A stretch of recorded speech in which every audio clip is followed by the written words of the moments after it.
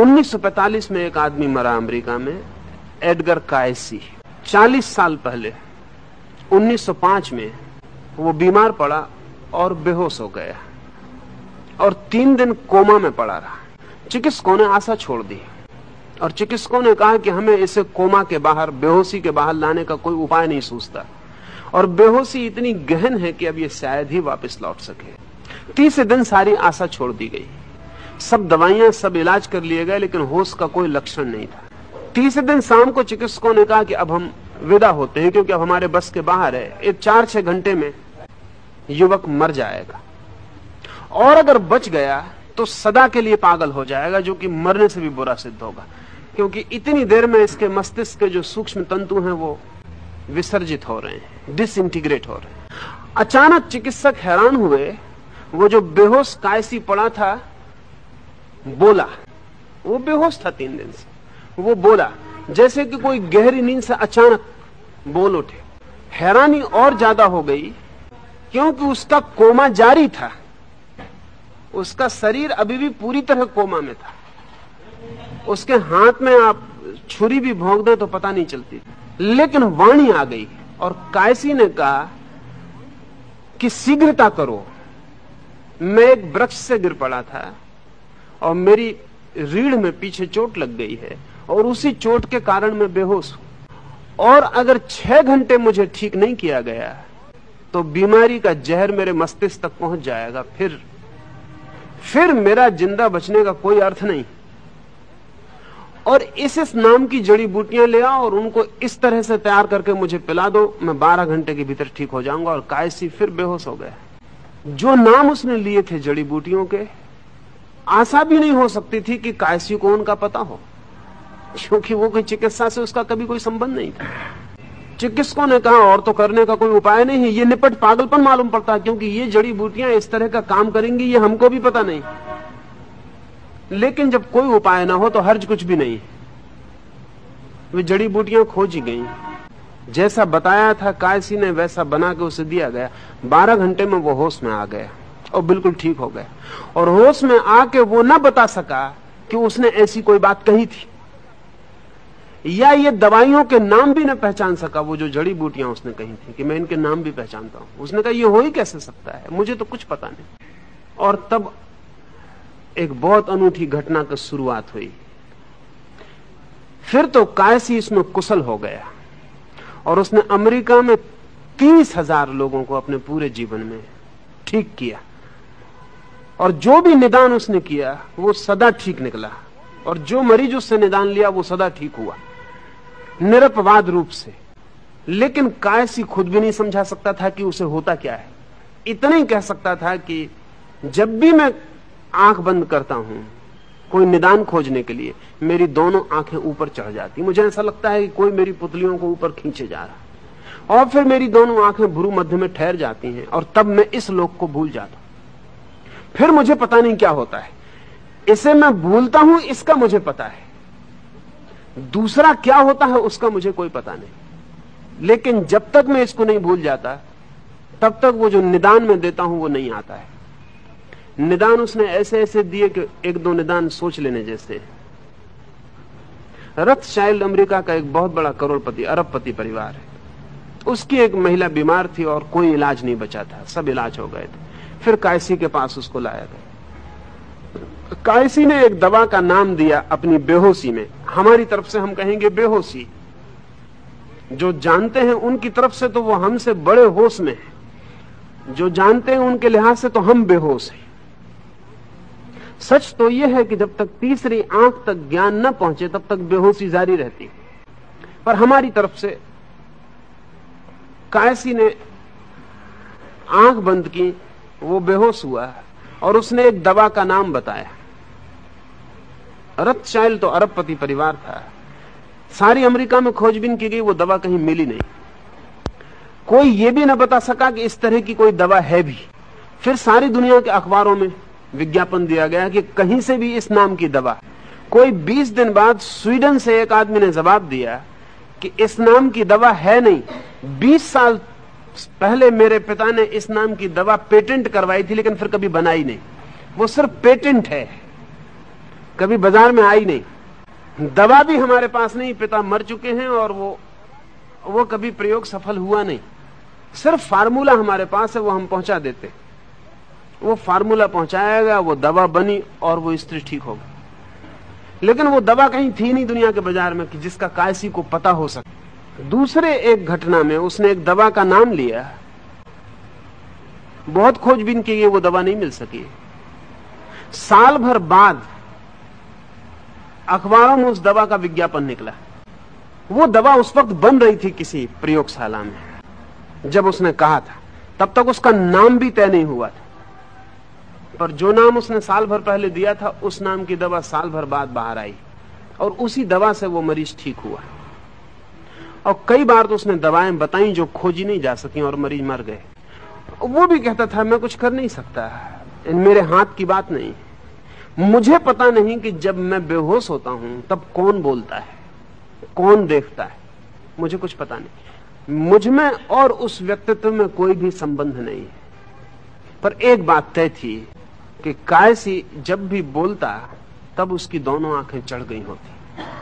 आप भी जब गहरी नींद में सोते हैं तो आपकी दोनों आंखें, जितनी गहरी नींद होती उतनी ऊपर चली जाती। अब अभी तो बहुत से मनोवैज्ञानिक नींद पर बहुत से प्रयोग कर रहे हैं। तो आपकी आंख की पुतली कितने ऊपर गई है, इससे ही तय किया जाता है कि आप कितनी गहरी नींद में। जितनी आंख की पुतली नीचे होती है उतनी गतिमान होती है, ज्यादा मूवमेंट होता है। और आंख की पुतली में जितनी गति होती है उतनी तेजी से आप सपना देख रहे होते हैं। यह सब सिद्ध हो चुका है वैज्ञानिक परीक्षणों से। उसको वैज्ञानिक कहते हैं REM, RAM, rapid eye movement. तो रैम की कितनी मात्रा है उससे तय होता है कि आप कितनी गति का सपना देख रहे हैं। और आंख की पुतली जितनी नीचे होती, रैम की मात्रा उतनी ही ज्यादा होती। जितनी ऊपर चढ़ने लगती रैम, वो जो आंख की तीव्र गति है पुतलियों की, वो कम होने लगती है। और जब बिल्कुल फिर हो जाती है आंख, वहां जाके जहां की दोनों आंखें मध्य में देखती हैं, ऐसी प्रतीत होती हैं, वहां जाके रैम बिल्कुल ही बंद हो जाता है। बिल्कुल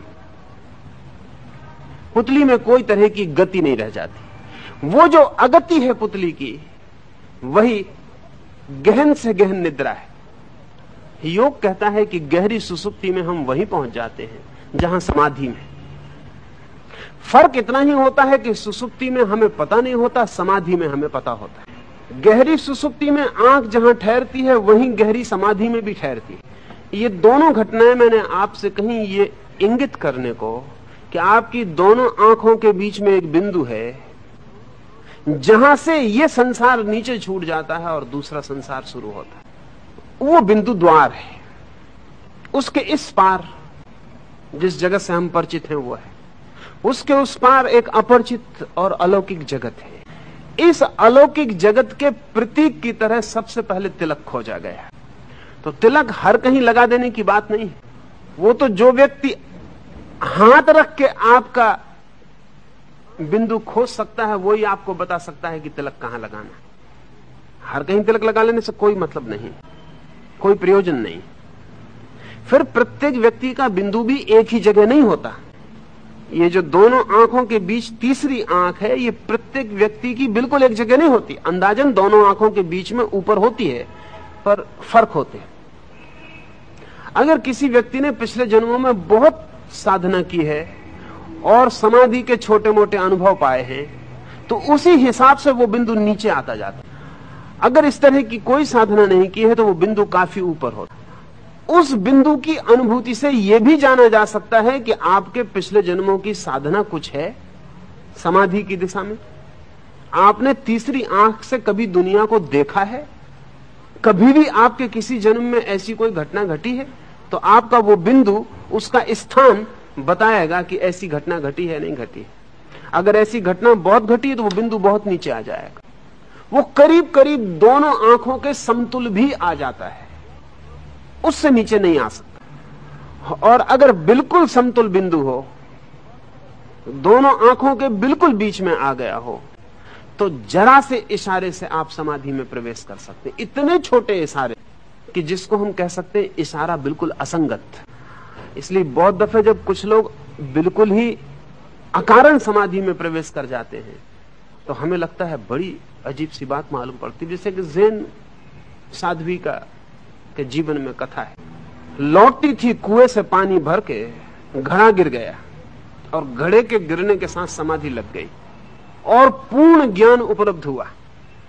बिल्कुल फिजूल की बात है, घड़े का गिरना या घड़े का फूट जाना या समाधि का लगना, कोई संगति नहीं है। लाओत्से के जीवन में उल्लेख है कि वृक्ष के नीचे बैठा था, पतझड़ के दिन थे और वृक्ष से पत्ते नीचे गिरने लगे और लाओत्से परम ज्ञान को उपलब्ध हो गया। अब वृक्ष से गिरते हुए पत्थर का कोई भी तो संबंध नहीं, कोई भी संबंध नहीं। लेकिन यह घटना तब घट सकती है जबकि पिछले जन्मों में यात्रा इतनी हो चुकी हो कि वो तीसरा बिंदु दोनों आंखों के बिल्कुल बीच में आ गया हो, तब यह घटना घट सकती है। क्योंकि शायद आखिरी तिनके की जरूरत है और तराजू बैठ जाए। आखिरी तिनका कोई भी चीज बन सकती है। तो पुराने दिनों में जब भी दीक्षा दी जाती है, और दीक्षा वही दे सकता है जो आपकी समस्त जन्मों की सार संपदा क्या है उसे समझ पाता हो, अन्यथा नहीं दे सकता। अन्यथा देने का कोई मतलब नहीं, क्योंकि जहां तक आप पहुंच गए हैं उसके आगे यात्रा करनी। तो वो जो तिलक है अगर ठीक ठीक लगाया जाए तो वो कई अर्थों का सूचक था, वो सारे अर्थ समझने पड़ेंगे। पहला तो वो इस बात का सूचक था कि जब एक बार गुरु ने बता दिया कि तिलक यहां लगाना है ठीक जगह, और आपको भी जब उस ठीक जगह का अनुभव होने लगा, क्योंकि तिलक लगाने का पहला प्रयोजन यही है। आपने कभी ख्याल ना किया होगा, अगर आप आंख बंद करके भी बैठ जाएं और कोई व्यक्ति आपकी बंद आंख में भी आपकी दोनों आंखों के बीच में सिर के पास उंगली को कर ले, तो बंद आंख में भी आपको भीतर एहसास होना शुरू हो जाएगा कि कोई आंख की तरफ उंगली किए हुए। वो तीसरी आंख की प्रतीति है।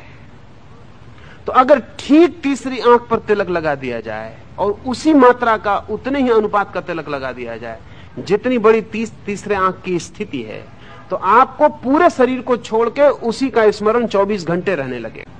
वो स्मरण पहला तो ये काम करेगा कि आपका शरीर बोध कम होता जाएगा और तिलक बोध बढ़ता जाएगा। एक क्षण ऐसा आ जाता है जबकि पूरे शरीर में सिर्फ तिलक ही स्मरण रह जाता है, बाकी सारा शरीर भूल जाता है। और जिस दिन ऐसा हो जाए उसी दिन आप उस आंख को खोलने में समर्थ हो सकते हैं।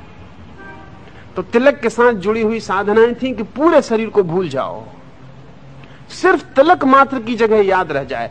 उसका अर्थ यह हुआ कि सारी चेतना सिकुड़कर फोकस्ड हो जाए तीसरी आंख पर।